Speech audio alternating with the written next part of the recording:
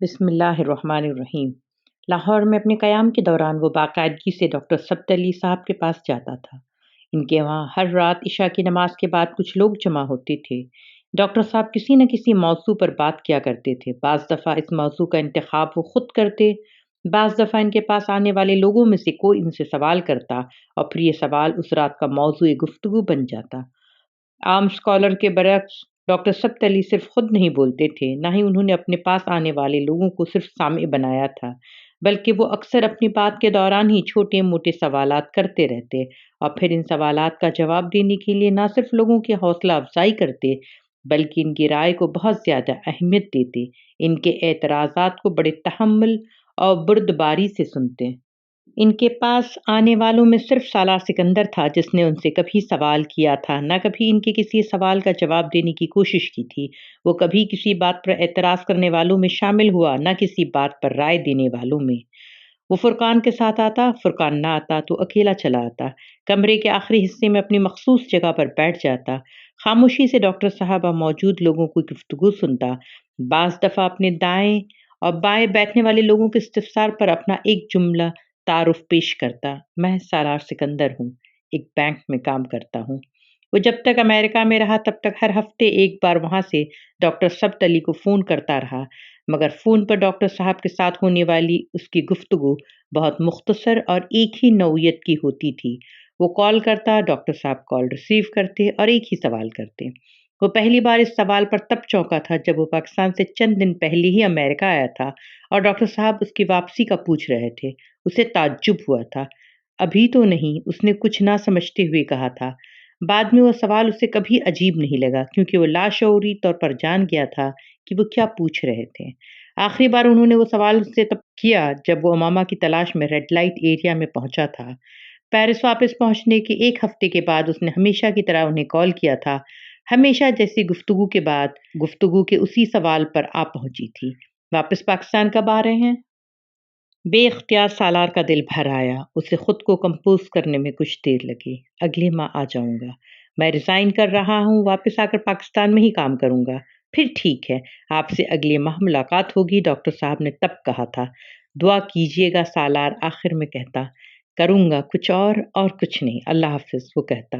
اللہ حافظ، وہ جواب دیتے۔ گفتگو کا یہ سلسلہ پاکستان آنے تک جاری رہا۔ جب وہ ان کے پاس باقاعدگی سے جانے لگا تو یہ سلسلہ ختم ہو گیا۔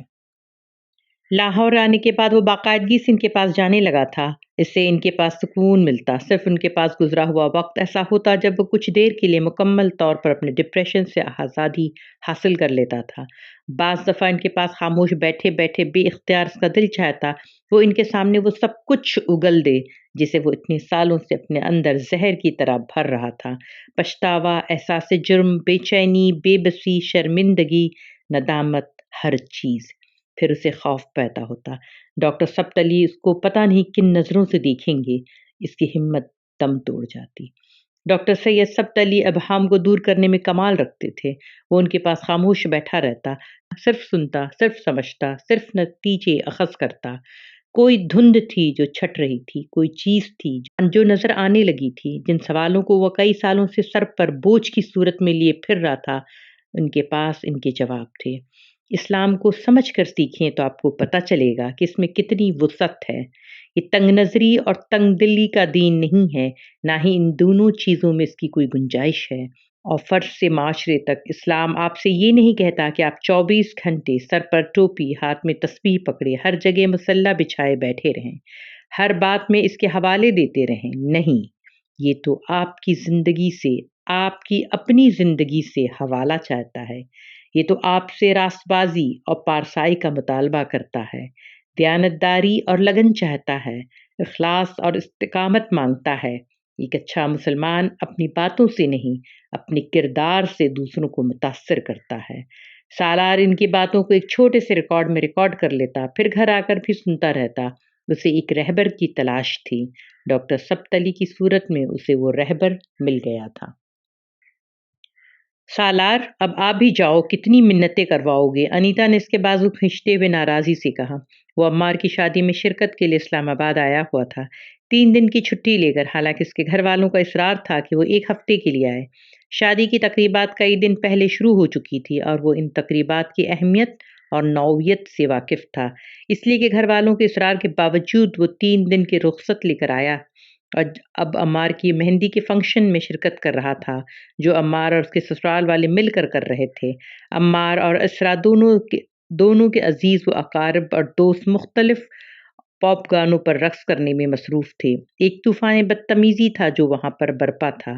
سلیو لیس شرٹس، کھلے گلے، جسم کے ساتھ چپکے ہوئے کپڑے، باریک ملبوسات، سلک اور شفون کی ساڑیاں، نیٹ کے بلاؤز۔ اس کی فیملی کی عورتیں بھی دوسری عورتوں کی طرح اسی طرح کے ملبوسات پہنے ہوئے تھیں۔ مکسڈ گیدرنگ تھی۔ وہ تقریب شروع ہونے پر اس ہنگامے سے کافی دور کچھ ایسے لوگوں کے پاس بیٹھا ہوا تھا جو کارپوریٹ یا بینکنگ سیکٹر سے تعلق رکھتے تھے اور سکندر یا اس کے اپنے بھائیوں کے شناسہ تھے۔ مگر پھر مہندی کی رسومات کا آغاز ہونے لگا اور انیتا سے اسے اسٹیج کی طرف لے گئی۔ اسرا اور عمار بے تکلفی سے اسٹیج پر بیٹھے باتیں کر رہے تھے۔ وہ پہلی بار اسرا سے مل رہا تھا۔ عمار نے اس کا اور اسرا کا تعارف کروایا۔ مہندی کی رسومات کے بعد اس نے وہاں جانے کی کوشش کی مگر کامران اور طیبہ نے اسے زبردستی روک لیا۔ بھائی کی مہندی ہو رہی ہے اور تم اس طرح وہاں کونے میں بیٹھے ہو، طیبہ نے اسے ڈانٹا تھا۔ تمہیں یہاں ہونا چاہیے۔ وہ ان کے کہنے پر وہیں کامران اور اس کی بیوی کے ساتھ کھڑا ہو گیا۔ اس کے ایک کزن نے ایک بار پھر وہ دوپٹہ اس کے گلے میں ڈالنے کی کوشش کی جو وہ سب ڈالے ہوئے تھے۔ اس نے ایک بار پھر قدرے ناگواری سے اس کا ہاتھ جھٹکتے ہوئے اسے تنبیہ کی۔ اگلے چند منٹوں کے بعد وہاں رقص شروع ہو چکا تھا۔ عمار سمیت اس کے سارے بہن بھائی اور کزنز رقص کر رہے تھے اور انیتا نے بھی اسے کھینچنا شروع کر دیا تھا۔ نہیں انیتا، میں یہ سب نہیں کر سکتا، مجھے نہیں آتا۔ اس نے اپنے ہاتھ چھڑانے کی کوشش کرتے ہوئے معذرت کی مگر اس کی معذرت قبول کرنے کے بجائے وہ عمار اور اسے کھینچ کر رقص کرنے والوں کے ہجوم میں لے آئے۔ کامران اور معز کی شادی میں بھی وہ ایسے ہی رقص کرتا رہا تھا مگر عمار کی مہندی پر وہ پچھلے 7 سالوں میں اتنا لمبا ذہنی سفر طے کر چکا تھا کہ وہاں اس ہجوم کے درمیان خالی بازو کھڑے کرنا بھی اس کے لیے دشوار تھا۔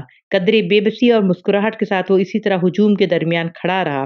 پھر اس نے انیتا کے کان میں کہا، انیتا، میں ڈانس بھول چکا ہوں، پلیز لیٹ می گو۔ تم کرنا شروع کرو، آ جائے گا، انیتا نے جواباً اس کے کندھے پر ہاتھ رکھتے ہوئے کہا۔ اب اسرا بھی اس ہجوم میں شامل ہو چکی تھی۔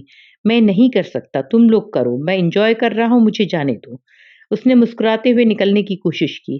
اسرا کی آمد نے اس کوشش میں کامیاب کر دیا۔ عروج ہر قوم ہر نسل کا خواب ہوتا ہے۔ پھر وہ قومیں جن پر الہامی کتابیں نازل ہوئی ہوں وہ تو عروج کو اپنا حق سمجھتی ہیں مگر کبھی بھی کسی قوم پر عروج صرف اس بنا پر نہیں آیا کہ اسے ایک کتاب اور نبی دے دیا گیا جب تک کہ اس قوم نے اپنے اعمال اور افعال سے عروج کے لیے اپنی اہلیت ثابت نہیں کر دی کہ وہ کسی مرتبہ، کسی مقام، کسی فضیلت کے قابل نہیں ٹھہری۔ مسلمان قوم یا امت کے ساتھ بھی ایسا ہو رہا ہے۔ ان کا مسئلہ یہ ہے کہ ان کے اعلیٰ طبقات تعیش، آرام پسندی اور نفس پرستی کا شکار ہیں۔ یہ دونوں چیزیں وبا کی طرح ہوتی ہیں، ایک سے دوسرے، دوسرے سے تیسرے، اور پھر یہ سلسلہ کہیں رکتا نہیں ہے۔ اسے وہاں کھڑے ان ناچتے ہوئے عورتوں اور مردوں کو ہجوم کو دیکھتے ہوئے بے اختیار ڈاکٹر ثبت علی کی باتیں یاد آنے لگیں۔ مومن عیاش نہیں ہوتا، نہ تب جب وہ رعایا ہوتا ہے، نہ تب جب وہ حکمران ہوتا ہے۔ اس کی زندگی کسی جانور یا کیڑے کی زندگی کی جیسے نہیں ہوتی ہے کہ کھانا پینا، اپنی نسل کو آگے بڑھانا اور فنا ہو جانا۔ یہ کسی جانور کی زندگی کا انداز تو ہو سکتا ہے مگر کسی مسلمان کی نہیں۔ سالار بے اختیار مسکرایا۔ وہ آج پھر جانوروں اور حشرۃ الارض کا ایک گروہ دیکھ رہا تھا۔ اسے خوشی ہوئی کہ وہ بہت عرصہ پہلے ان میں سے نکل چکا ہے۔ وہاں ہر ایک خوش باش، پرسکون اور مطمئن نظر آ رہا تھا۔ بلند کہکہے اور چمکدار چہرے اور آنکھیں ان کے سامنے طیبہ عمار کے سسر کے ساتھ رقص کر رہی تھیں، انیتا اپنے سب سے بڑے بھائی کامران کے ساتھ۔ سالار نے اپنے ہاتھ کی انگلیوں سے دائیں کن پٹی کو مسلا۔ شاید یہ تیز میوزک تھا یا پھر اس وقت اس کا ذہنی اضطراب۔ اسے اپنی کن پٹی میں ہلکی سی درد کی لہر گزرتی محسوس ہوئی۔ اپنے گلاسز اتار کر اس نے بائیں ہاتھ سے اپنی دونوں آنکھیں مسلیں۔ دوبارہ گلاسز آنکھوں پر لگاتے ہوئے اس نے مڑ کر راستہ تلاش کرنے کی کوشش کی۔ کچھ جد و جہد کے بعد وہ اپنی جگہ چھوڑتے ہوئے اس دائرے سے نکلنے میں کامیاب ہو گیا۔ اسے بخوشی راستہ دے دیا گیا۔ کدھر جا رہے ہو؟ بے ہنگم شور میں طیبہ نے بلند آواز میں جانے سے پہلے اس کا بازو پکڑ کر پوچھا تھا۔ وہ ابھی بھی رقص کرتے کرتے کچھ تھک کر اس کے پاس کھڑی ہوئی تھیں۔ ان کا سانس پھولا ہوا تھا۔ मम्मी मैं अभी आता हूँ नमाज पढ़कर, आज तो रहने दो। सालार मुस्कुराया मगर उसने जवाब में कुछ कहा नहीं, बल्कि नफ़ी में अपना सर हिलाते हुए नरमी से इनका हाथ अपने बाजू से हटा दिया। अब वो बाहर निकलने की तगोदौ कर रहा था। ये कभी नॉर्मल नहीं रह सकता। ज़िंदगी एंजॉय करना भी एक आर्ट है और ये आर्ट उस बेवकूफ़ को कभी नहीं आएगा। उन्होंने अपने तीसरे बेटे की पुश्त को देखते हुए कदरे अफ़सोस से सोचा। सालार ने इस हजूम से निकलकर बेख्तियार सुकून की सांस ली थी। वो जिस वक्त नमाज पढ़ने के लिए अपने घर के गेट से बाहर निकल रहा था, सिंगर उस वक्त भी गाने में मसरूफ था। उस वक्त मस्जिद की तरफ जाने वाला वो अकेला था। शायद गाड़ियों की लंबी कतारों के दरमियान से सड़क पर चलते हुए वो मुसलसल डॉक्टर सब्त अली के बारे में सोच रहा था। वो सैकड़ों इस मजमे के बारे में सोच रहा था जो इसके घर पर नाच गाने में मसरूफ थे। मस्जिद में कुल 14 लोगों ने बाजमात नमाज अदा की थी। पाकिस्तान आने के बाद इस्लामाबाद अपनी पोस्टिंग के दौरान वो सिकंदर उस्मान के घर पर ही रहता था। लाहौर आने के बाद भी कभी किसी पॉश इलाके में कोई बड़ा घर रिहाइश के लिए मुंतखब करने के बजाय उसने फ़ुरक़ान की बिल्डिंग में एक फ़्लैट किराए पर लेने को तरजीह दी। फ़ुरक़ान के पास फ़्लैट लेने की एक वजह अगर ये थी कि वो लाहौर में अपनी अदम मौजूदगी के दौरान फ़्लैट के बारे में किसी अदम तहफ़्फ़ुज़ का शिकार नहीं होता। दूसरी वजह ये भी थी कि फ़्लैट के बजाय कोई घर लेने पर उसे 2-4 मुलाजिम मुस्तकिल रखने पड़ते, जबकि इसका बहुत कम वक्त फ्लैट पर गुजरता था। फुरकान के साथ आहिस्ता आहिस्ता लाहौर में इसका सोशल सर्कल बहुत वसी होने लगा। फुरकान बहुत सोशल आदमी था और उसका हल्का अहबाब भी खासा लंबा चौड़ा था। वो सालार के मूड और टेम्परमेंट को समझने के बावजूद इसे दक्तन फ़ौक्तन अपने साथ मुख्तलिफ जगहों पर खींचता रहता। वो उस रात फुरकान के साथ उसके किसी डॉक्टर दोस्त की एक पार्टी और महफिल गज़ल में शिरकत के लिए गया था। वो एक फार्म पर होने वाली पार्टी थी। उसने सालार को मदऊ कर लिया और महफिल गज़ल का सुनकर वो इनकार नहीं कर सका। फार्म पर शहर के एक एलीट क्लास का इज्तिमा था। वो इनमें अक्सरियत को जानता था। वो अपने शनासा कुछ लोगों के साथ बातें करने लगा। डिनर चल रहा था और इन्हीं बातों के दौरान उसने फुरकान की तलाश में नज़र दौड़ाई थी। वो कहीं नज़र नहीं आया। सालार एक बार फिर खाने में मसरूफ़ हो गया। खाने के बाद उसे चंद लोगों के साथ फुरकान खड़ा नज़र आया। वो भी इसकी तरफ बढ़ा आया। आओ सालार मैं तुम्हारा तारुफ करवाता हूँ। फुरकान ने उसके करीब आने पर चंद जुमले के तबादले किए। बाद में कहा कि ये डॉक्टर रज़ा हैं, गंगाराम हॉस्पिटल में काम करते हैं, चाइल्ड स्पेशलिस्ट हैं। सालार ने हाथ मिलाया। ये डॉक्टर जलाल अंसर हैं। सालार को इस शख्स से तारुफ की ज़रूरत नहीं थी। फुरकान अब क्या कह रहा था वो सुन नहीं पाया। इसने जलाल अंसर की तरफ हाथ बढ़ाया। दोनों के दरमियान बहुत रस्मी सा मुसाफा हुआ। जलाल अंसर ने भी यकीनन उसे पहचान लिया था। सालार वहाँ एक अच्छी शाम गुजारने आया था, मगर उस वक्त उसे महसूस हुआ कि वो एक और बुरी रात गुजारने आया है। यादों का एक सैलाब था जो एक बार फिर हर बंद तोड़कर उस पर चढ़ाई कर रहा था। वो सब अब इसकी तरफ जा रहे थे जहाँ बैठने का इंतजाम किया गया था। उसके साथ अब फुरकान था। जलाल अंसर अब उससे कुछ आगे दूसरे डॉक्टर के साथ था। सालार ने सुस्ते चेहरे के साथ उसकी पुश्त को देखा। इसके इर्द गिर्द बैठे लोग अपना सर धुन रहे थे और गज़ल जारी थी। सालार चंद टेबल्स के फासले पर बैठे हुए इस शख्स को देखा जो अपने साथ बैठे हुए लोगों के साथ खुशगप्पियों में मसरूफ़ था। उसे ज़िंदगी में कभी किसी शख्स को देखकर रश्क नहीं आया। उस दिन पहली बार आया था। आधा घंटा गुजर जाने के बाद उसने फुरकान से कहा, चलें? फुरकान ने चौंक कर उसे देखा। कहाँ? घर? अभी तो प्रोग्राम शुरू हुआ। तुम्हें तो बताया तो था कि रात देर तक ये महफिल चलेगी। हाँ, मगर मैं जाना चाहता हूँ। किसी के साथ भिजवा दूँ, तुम बाद में आ जाना। फुरकान ने इसके चेहरे को गौर से देखा। तुम क्यों जाना चाहते हो? बस एक ज़रूरी काम याद आ गया। उसने मुस्कुराने की कोशिश की। इकबाल बानो को सुनते हुए भी कोई दूसरा काम याद आ गया है। फुरकान ने कदरे मलामती अंदाज में कहा। तुम बैठो, मैं चला जाता हूँ। सालार ने जवाब में कहने के बजाय खड़े होते हुए कहा, अजीब बातें करते हो। यहाँ कैसे जाओगे? फार्म इतना दूर है। चलो अगर इतनी ही जल्दी है तो चलते हैं। फुरकान भी उठकर खड़ा हो गया। मेज़बान से इजाज़त लेते हुए वो दोनों फुरकान की गाड़ी में आ बैठे। अब बताओ यूँ अचानक क्या हुआ? गाड़ी को फार्म से बाहर लाते हुए फुरकान ने कहा, मेरा वहाँ ठहरने को दिल नहीं चाह रहा था। क्यों? सालार ने जवाब नहीं दिया। वो बाहर सड़क को देखता रहा। वहाँ से उठाने की वजह जलाल है। सालार ने बेख्तियार गर्दन मोड़कर फुरकान को देखा। फुरकान ने गहरा सांस लिया। यानी मेरा अंदाज़ा ठीक है। तुम जलाल अंसर की वजह से फंक्शन से भाग आए हो। तुम्हें कैसे पता चला? सालार ने हथियार डालने वाले अंदाज में कहा। تم دونوں بڑے عجیب انداز میں آپس میں ملے تھے۔ جلال انصر نے خلاف معمول تمہیں کوئی اہمیت نہیں دی، جبکہ تمہاری جیسی شہرت والے بینکر کے سامنے تو اس جیسے آدمی کو کھل اٹھنا چاہیے تھا۔ وہ تعلقات بنانے کا کوئی موقع ضائع نہیں کرتا۔ تم خود بھی مسلسل اسے دیکھ رہے تھے، فرقان بہت آرام سے کہہ رہا تھا۔ تم جلال انصر کو جانتے ہو؟ سالار نے گردن سیدھی کر لی۔ وہ ایک بار پھر سڑک کو دیکھ رہا تھا۔ امامہ اسی شخص سے شادی کرنا چاہتی تھی، بہت دیر بعد اس نے مدھم آواز میں کہا۔ فرقان کچھ بول نہیں سکا۔ اسے توقع نہیں تھی کہ جلال اور سالار کے درمیان اس طرح کی شناسائی ہوگی، ورنہ وہ شاید یہ سوال کبھی نہ کرتا۔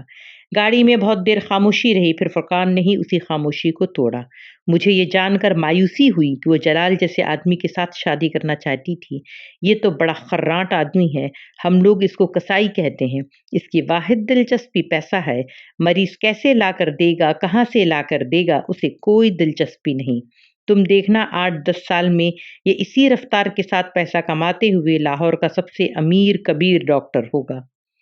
فرقان اب جلال انصر کے بارے میں تبصرہ کر رہا تھا۔ سالار خاموشی سے سن رہا تھا۔ جب فرقان نے اپنی بات ختم کر لی تو اس نے کہا، اس کو قسمت کہتے ہیں۔ تمہیں اس پہ رشک آ رہا ہے؟ فرقان نے قدر حیرانی سے کہا۔ حسد تو میں کر نہیں سکتا، سالار عجیب انداز میں مسکرایا۔ یہ جو کچھ تم مجھے اس کے بارے میں بتا رہے تھے، یہ سب کچھ مجھے بہت سال پہلے پتا تھا، تبھی جب میں امامہ کے سلسلے میں اس سے ملا تھا۔ یہ کیسا ڈاکٹر بننے والا تھا مجھے اندازہ تھا، مگر آج اس فنکشن میں سے دیکھ کر مجھے اس پر بے تحاشا رشک آیا۔ کچھ بھی نہیں ہے اس کے پاس، معمولی شکل و صورت، خاندان بھی خاص نہیں ہے۔ اس جیسے ہزاروں ڈاکٹرز ہوتے ہیں، لالچی، مادہ پرست بھی، مگر قسمت دیکھو کہ امامہ ہاشم جیسی لڑکی اس کے عشق میں مبتلا ہوئی، اس کے پیچھے خار ہوتی پھری۔ میں اور تم اسے کسائی کہہ لیں یا کچھ بھی کہہ لیں، صرف ہماری باتوں سے تو اس کی قسمت نہیں بدل جائے گی، نہ اس کی نہ میری۔ اس نے بات ادھوری چھوڑ دی۔ فرقان اس کے چہرے کو دھواں دھواں ہوتے دیکھا۔ کوئی نہ کوئی خوبی تو ہوگی اس میں کہ امامہ ہاشم کو اور کسی سے نہیں، صرف اسی سے محبت ہوئی۔ وہ اب اپنی دونوں آنکھوں کو مسل رہا تھا۔ مجھے اگر پتا ہوتا کہ تم جلال انصر سے ملو گے تو میں تمہیں کبھی اپنے ساتھ یہاں نہ لاتا، فرقان نے گاڑی ڈرائیو کرتے ہوئے کہا۔ مجھے بھی اگر یہ پتا ہوتا کہ میں یہاں اس کا سامنا کروں گا تو میں بھی کسی قیمت پر یہاں نہ آتا۔ سالار نے ونڈ سکرین سے نظر آنے والی تاریک سڑک کو دیکھتے ہوئے افسردگی سے سوچا۔ کچھ اور سفر بے حد خاموشی سے طے ہوا، پھر فرقان نے ایک بار پھر اسے مخاطب کیا۔ تم اسے کبھی ڈھونڈنے کی کوشش نہیں کی؟ امامہ کو یہ ممکن نہیں ہے۔ کیوں؟ میں اسے کیسے ڈھونڈ سکتا ہوں؟ کئی سال پہلے ایک بار میں نے کوشش کی تھی، کوئی فائدہ نہیں ہوا، اور اب تو یہ اور بھی مشکل ہے۔ تم نیوز پیپر کی مدد لے سکتے ہو۔ اشتہار دوں اس کے بارے میں؟ سالار نے قدر خفگی سے کہا۔ تو وہ تو پتہ نہیں ملے یا نہ ملے، لیکن اس کے گھر والے مجھ تک ضرور پہنچ جائیں گے۔ شک تو ان کو مجھ پر پہلے بھی تھا، اور فرض کرو میں ایسا کچھ کر بھی لوں تو نیوز پیپر میں کیا اشتہار دوں، کیا کہوں؟ اس نے سر جھٹکتے ہوئے کہا۔ پھر اسے بھول جاؤ، فرقان نے بڑی سہولت سے کہا۔ کوئی سانس لینا بھول سکتا ہے؟ سالار نے ترکی بہ ترکی کہا۔ سالار، اب بہت سال گزر گئے، تم آخر کتنی دیر اس طرح لا حاصل عشق میں مبتلا رہو گے؟ تمہیں اپنی زندگی کو دوبارہ پلان کرنا چاہیے۔ تم اپنی ساری زندگی امامہ ہاشم کے لیے تو ضائع نہیں کر سکتے۔ میں کچھ بھی ضائع نہیں کر رہا ہوں، نہ زندگی کو، نہ وقت کو، نہ اپنے آپ کو۔ میں اگر امامہ ہاشم کو یاد رکھے ہوئے ہوں تو صرف اس لیے کیونکہ میں اسے بھلا نہیں سکتا، یہ میرے بس میں نہیں ہے۔ مجھے اس کے بارے میں سوچنے سے بہت تکلیف ہوتی ہے، لیکن میں اس تکلیف کا عادی ہو چکا ہوں۔ وہ میری پوری زندگی کو ڈومینیٹ کرتی ہے۔ وہ میری زندگی میں نہ آتی تو میں آج یہاں پاکستان میں تمہارے ساتھ نہ بیٹھا ہوتا۔ سالار سکندر کہیں اور ہوتا، یا شاید ہوتا ہی نہیں۔ مجھ پر اس کا قرض بہت ہے۔ جس آدمی کا مقروض ہوں اس کو چٹکی سے پکڑ کر اپنی زندگی سے کوئی باہر نہیں کر سکتا، میں بھی نہیں کر سکتا۔ سالار نے دو ٹوک انداز میں کہا۔ فرض کر وہ دوبارہ نہ مل لے پھر؟ فرقان نے اس کی بات کے جواب میں کہا۔ یکلخت گاڑی میں خاموشی چھا گئی۔ بہت دیر بعد سالار نے کہا، میرے پاس اس سوال کا کوئی جواب نہیں، کسی اور موضوع پر بات کرتے ہیں۔ اس نے بڑی سہولت سے بات کو بدل دیا۔ چند سالوں میں فرقان کی طرح اس نے بھی گاؤں میں بہت کام کیا، اور فرقان کی نسبت زیادہ تیز رفتاری سے، کیونکہ فرقان کے برعکس وہ بہت زیادہ اثر و رسوخ رکھتا تھا۔ اس نے چند سالوں میں اس کے گاؤں کی حالت بدل کر رکھ دی تھی۔ صاف پانی، بجلی اور بڑی سڑک تک جاتی اور ایک پختہ سڑک۔ اس کے پہلے 2 سالوں کی کارکردگی تھی۔ تیسرے سال وہاں ڈاک خانہ، محکمہ زراعت کا دفتر اور فون کی سہولت آئی۔ چوتھے سال اس کے اپنے ہائی اسکول میں سہ پہر کی کلاسز میں ایک NGO کی مدد سے لڑکیوں کے لیے دستکاری اسکل سکھانے کا آغاز کیا گیا۔ گاؤں کی ڈسپنسری میں ایمبولینس آ گئی، وہاں کچھ اور مشینری نصب کی گئی۔ فرقان کی طرح یہ ڈسپنسری بھی اس نے اپنے وسائل سے اسکول کے ساتھ ہی شروع کی تھی اور اسے مزید بہتر بنانے میں فرقان نے اس کی مدد کی تھی۔ فرقان کے برعکس اس کی ڈسپنسری میں ڈاکٹر کی عدم دستیابی کوئی مسئلہ نہیں تھا۔ اس کی ڈسپنسری کا باقاعدہ آغاز ہونے سے پہلے ایک ڈاکٹر اس کی کوشش کی وجہ سے وہاں موجود تھا۔ اسکول پر ہونے والے تمام اخراجات تقریباً اسی کے تھے، لیکن ڈسپنسری کو قائم کرنے اور اسے چلانے کے دوران ہونے والے اخراجات اس کے کچھ دوست برداشت کر رہے تھے۔ یونیسیف میں کام کے دوران بنائے ہوئے کانٹیکٹ اور دوستیاں اب اس کے کام آ رہی تھیں اور وہ انہیں استعمال کر رہا تھا۔ وہ یونیسیف اور یونیسکو میں اپنے بہت سے دوستوں کو پاکستان آنے پر وہاں لا چکا تھا اور وہ اب وہاں ووکیشنل ٹریننگ کی پلاننگ کرنے میں مصروف تھا، مگر چوتھے سال میں صرف یہی کچھ نہیں ہوا تھا، کچھ اور بھی ہوا تھا۔ سکندر عثمان اس دن سہ پہر کے قریب اسلام آباد آتے ہوئے گاڑی کا ٹائر پنکچر ہونے پر سڑک پر رک گئے۔ ڈرائیور ٹائر بدلنے لگا اور سڑک کے اطراف نظریں دوڑانے لگے۔ تب ان کی نظر ایک سائن بورڈ پر پڑی۔ وہاں لکھے ہوئے گاؤں کا نام نے ان کی توجہ اپنی جانب منتقل کرا لی۔ سالار سکندر کے حوالے سے وہ نام ان کے لیے ناآشنا نہیں تھا۔ ڈرائیور جب ٹائر بدل کر واپس ڈرائیونگ سیٹ پر آ کر بیٹھا تو سکندر عثمان نے اس سے کہا، اس گاؤں میں چلو۔ انہیں اچانک ہی تجسس پیدا ہوا۔ اسکول کے بارے میں جو سالار سکندر پچھلے کئی سالوں سے وہاں چلا رہا تھا۔ پکی سڑک پر تیز رفتاری سے گاڑی چلاتے ہوئے 10 منٹ میں وہ گاؤں کے اندر موجود تھے۔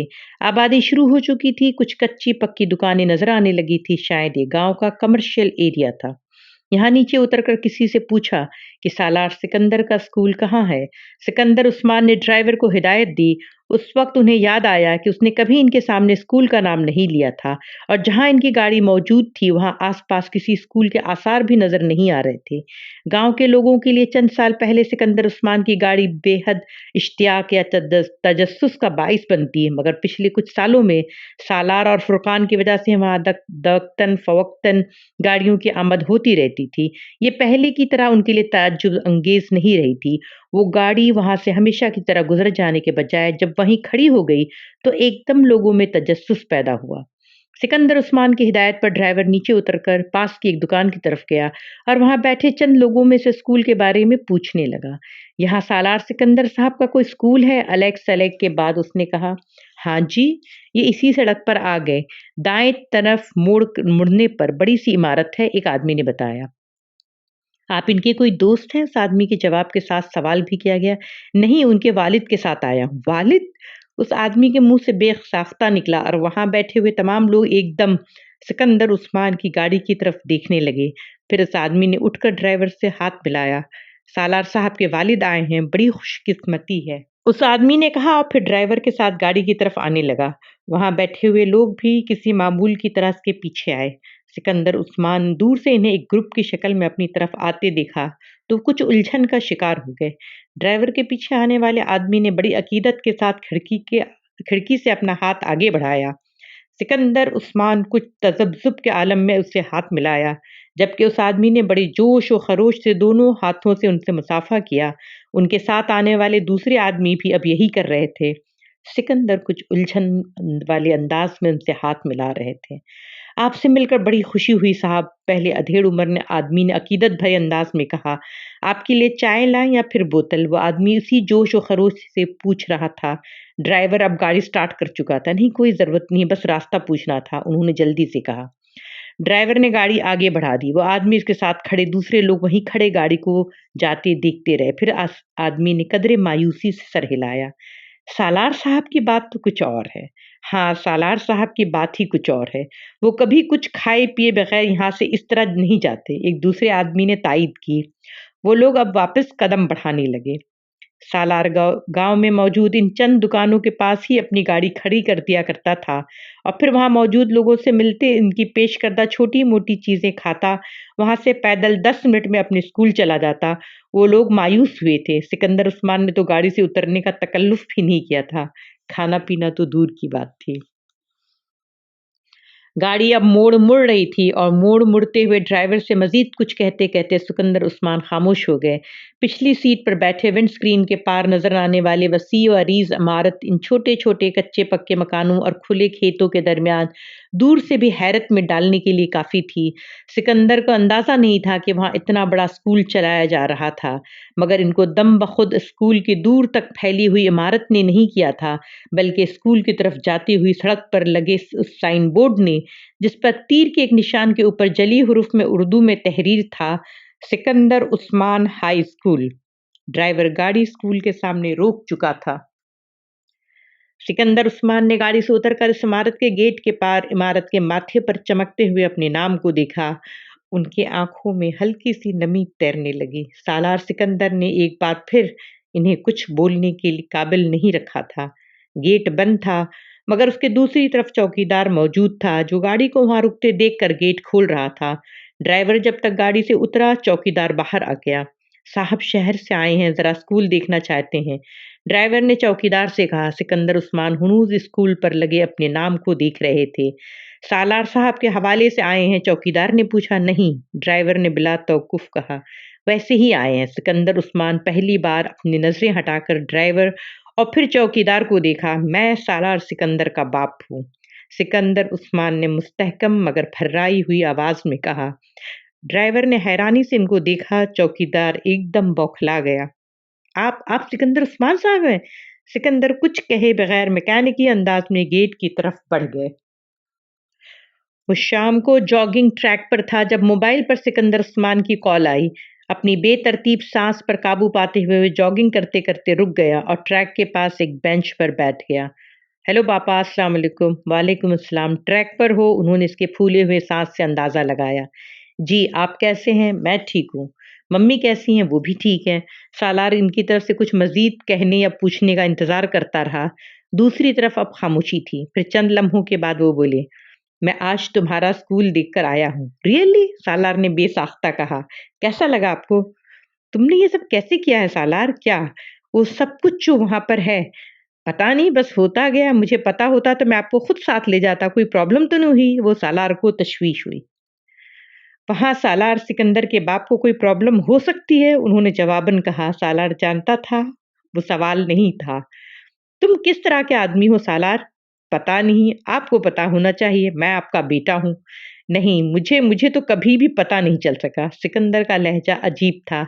सालार ने एक गहरा सांस लिया। मुझे भी कभी पता नहीं चल सका।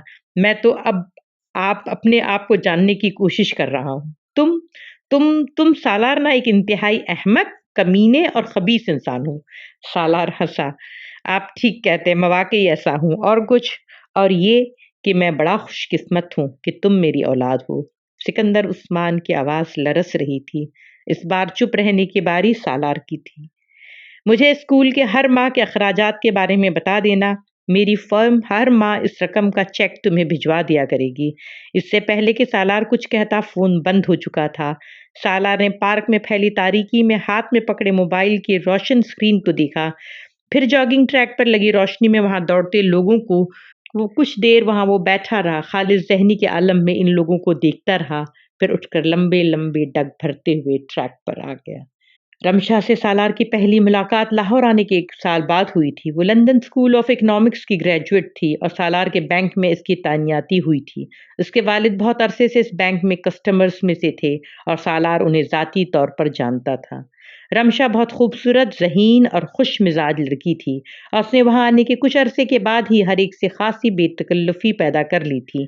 एक कलीग के तौर पर सालार के साथ भी इसकी अच्छी सलाम दुआ थी और कुछ इसके वालिद के हवाले से भी वो उसकी खास इज्जत करता था। बैंक में काम करने वाली चंद दूसरी लड़कियों की बनिस्बत रमशा से इसकी कुछ ज्यादा बेतकल्लुफी थी, लेकिन सालार को कतन अंदाजा नहीं हुआ कि किस वक्त रमशा ने उसे कुछ ज्यादा संजीदगी से लेना शुरू कर दिया। वो सालार का जरूरत से ज्यादा ख्याल रखने लगी। वो इसके ऑफिस में भी ज्यादा आने जाने लगी और ऑफिस के बाद भी अक्सर औकात में उसे कॉल करती। सालार को चंद बार इसका रवैया कुछ खिलाफ मामूल लगा, लेकिन इसने अपने जहन में उभरने वाली शुबहात को झटक दिया। मगर इसका ये इत्मीनान पूरी 1 साल के बाद एक वाक़े के साथ रुखसत हो गया। जज़ाकल्लाहु खैर, शुक्रान।